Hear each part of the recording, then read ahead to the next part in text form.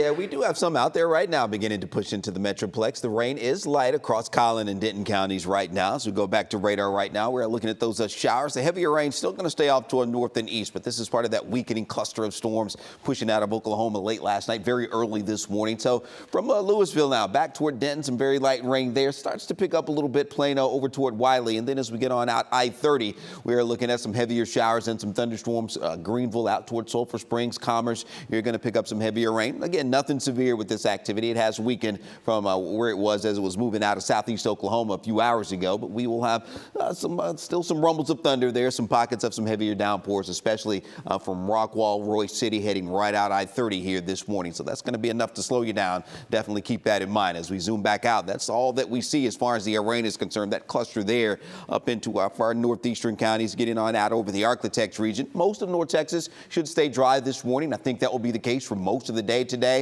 Could be looking at another round of late night, early morning storms, though, to move through. So we'll see what develops up to our north, up into Oklahoma. That may push over the Red River late tonight, early tomorrow. You see around 4 or 5 a.m. tomorrow morning, and that should move on out and start to weaken there as well as we go through the day tomorrow. So we'll have maybe one more round of storms tonight, and then it will be kind of isolated to scattered as we go through the rest of the week, too. So not quite done with the rain chances yet, and we still have that risk for some severe storms out there, too, with that marginal to slight risk for severe weather. Hail and wind will be the main concern, and any additional rainfall that could be heavy at times in some places obviously going to aggravate the flooding issues too out there from all the rain that we have seen.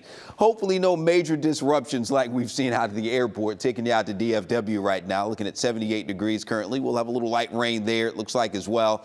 Mid upper 70s there, 77 heading over to Fort Worth along with Waxahachie, where we are picking up the showers now. We're looking at a rain cooled 67 for Greenville, heading on out to Sulphur Springs right now at 68. Now the temperatures today, they will be warm, ranging from the upper 80s in our northeastern counties, low, probably some mid to upper 90s a little farther west. But it's not just going to be the temperatures, the heat. It's going to be that humidity out there as well, as we've been talking about, that heat index. It's going to be up around 106, maybe over toward Dallas. Could even exceed that as you get over to Fort Worth, up around Denton and McKinney later today. So that heat index is going to be up around 100 to maybe 105 plus as we go through the day.